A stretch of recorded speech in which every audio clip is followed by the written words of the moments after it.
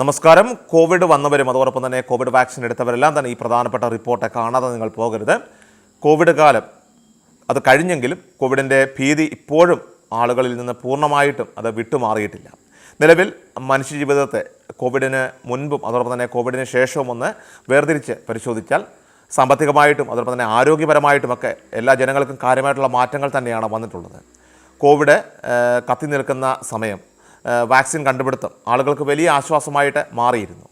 ആളുകൾക്കിടയിലും പ്രത്യേകിച്ചും ഭയവും അത് കുറച്ചിരുന്നു. എന്നാൽ എല്ലാവർക്കും അങ്ങനെയല്ലെന്ന് വേണം പറയാൻ സാധിക്കുക. കാരണം കോവിഡ് വാക്സിൻ എടുത്തതിന് പിന്നാലെ മറ്റു പല അസുഖങ്ങൾ മൂർച്ഛിച്ചത് മുതൽ മരണം വരെ സംഭവിച്ചവർ നിരവധിയുണ്ട്. എന്നാൽ ഈ കാര്യവുമായിട്ട് ബന്ധപ്പെട്ട ഒരു പ്രധാന പുതിയ റിപ്പോർട്ടാണ് ഇപ്പോൾ സമൂഹ മാധ്യമങ്ങളിൽ ചർച്ചയാകുന്നത്. കോവിഡ് വാക്സിൻ എടുത്തവരിൽ നാഡി, ഹൃദയ, രക്ത സംബന്ധമായിട്ടുള്ള പ്രശ്നങ്ങൾ വർദ്ധിക്കുന്നതായിട്ട് തെളിയിക്കുന്ന ഞെട്ടിക്കുന്ന റിപ്പോർട്ടാണ് ഇപ്പോൾ പുറത്തു വന്നിട്ടുള്ളത്. ഗ്ലോബൽ വാക്സിൻ ഡാറ്റ നെറ്റ്വർക്കിലെ ഗവേഷകരാണ് ഈ പ്രധാന റിപ്പോർട്ട് ഇപ്പോൾ പുറത്തുവിട്ടിരിക്കുന്നത്.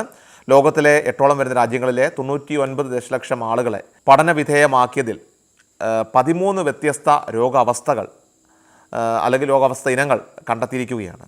മാത്രമല്ല തലച്ചോറിൻ്റെ ആരോഗ്യത്തെ പലതരത്തിൽ ഇത് ബാധിക്കുമെന്നും നിരവധിയായിട്ടുള്ള പഠനങ്ങൾ ഇപ്പോൾ പുറത്തു വന്നിരിക്കുകയാണ്. ലോകത്തെ മുഴുവൻ ഭീതിയുടെ മുൾമുനയിൽ നിർത്തിയ മഹാമാരിയായിരുന്നു ഈ കോവിഡ്-19.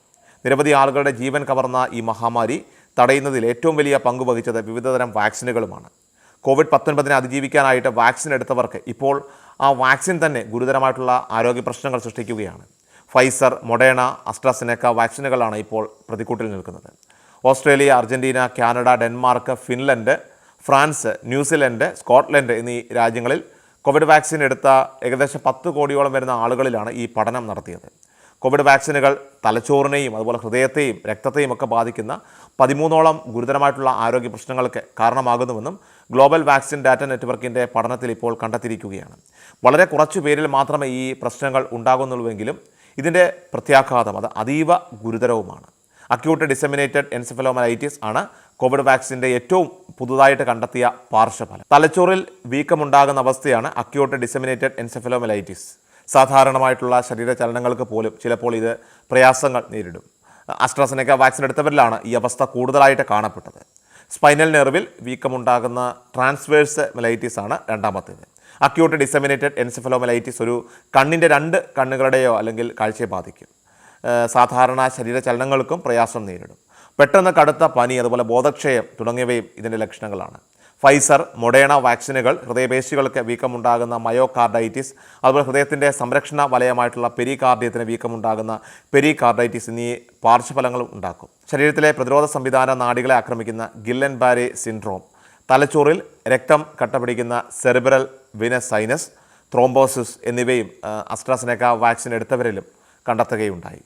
കോവിഡ് ബാധ തലച്ചോറിൻ്റെ ആരോഗ്യത്തെ പലതരത്തിൽ ബാധിക്കുമെന്ന് നിരവധി പഠനങ്ങൾ ഇതിനോട് തന്നെ തെളിയിച്ചു കഴിഞ്ഞിരിക്കുകയാണ്. ഇപ്പോഴിതാ വൈറസ് ബാധ രോഗികളുടെ ബുദ്ധിശക്തി കുറയ്ക്കുമെന്നും ന്യൂ ഇംഗ്ലണ്ട് ജേർണൽ ഓഫ് മെഡിസിനിൽ പ്രസിദ്ധീകരിച്ച പഠനത്തിൽ പറയുന്നു. മുൻപ് കോവിഡ് ബാധിച്ച 18 വയസ്സിന് മുകളിൽ പ്രായമായിട്ടുള്ള 1,13,000 ആളുകളിലാണ് പഠനം നടത്തിയത്. ഇവരുടെ മെമ്മറി, അതുപോലെ പ്ലാനിങ്, സ്പെഷ്യൽ റീസണിങ് തുടങ്ങിയ വൈജ്ഞാനികമായിട്ടുള്ള കഴിവുകൾ വിലയിരുത്തുകയുണ്ടായി.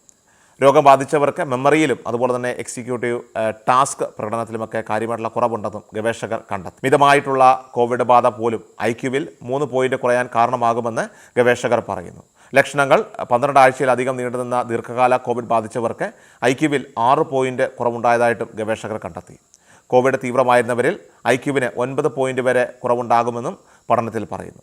ഒരു തവണ കോവിഡ് വന്നവർക്ക് വീണ്ടും വൈറസ് ബാധിക്കുമ്പോൾ IQ ശരാശരി 2 പോയിന്റ് കുറയാമെന്നും ഗവേഷകർ കൂട്ടിച്ചേർക്കുന്നു. സാധാരണയായി ശരാശരി IQ അളവ് 100 ആണ്.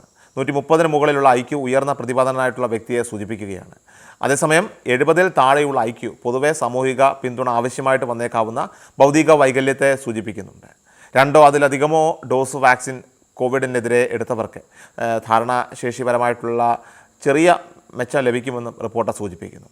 ഒറിജിനൽ വൈറസ് മൂലം അണുബാധയേറ്റവർക്ക് ഉണ്ടായിട്ടുള്ള അത്ര ധാരണാശേഷി പ്രശ്നങ്ങൾ അടുത്ത കാലത്തായിട്ട് പുതിയ വകഭേദങ്ങളിൽ നിന്ന് അണുബാധ ഏൽക്കുന്നവർക്ക് ഉണ്ടാകില്ലെന്നും ഗവേഷകർ ചൂണ്ടിക്കാണിക്കുന്നു. വളരെ പ്രധാനപ്പെട്ട ഒരു റിപ്പോർട്ടാണിത്. എല്ലാവരിലേക്കും ഒന്ന് ഷെയർ ചെയ്യുക. കൃഷൽ മീഡിയ എല്ലാ ദിവസവും വാർത്തകളും അറിയിപ്പുകളും ലഭിക്കുന്നതിനായി ചാനൽ സബ്സ്ക്രൈബ് ചെയ്യുക. വീഡിയോയുടെ നോട്ടിഫിക്കേഷൻ ഉടൻ ലഭിക്കുന്നതിനായി ബെല്ലൈക്കൺ അമർത്തുക.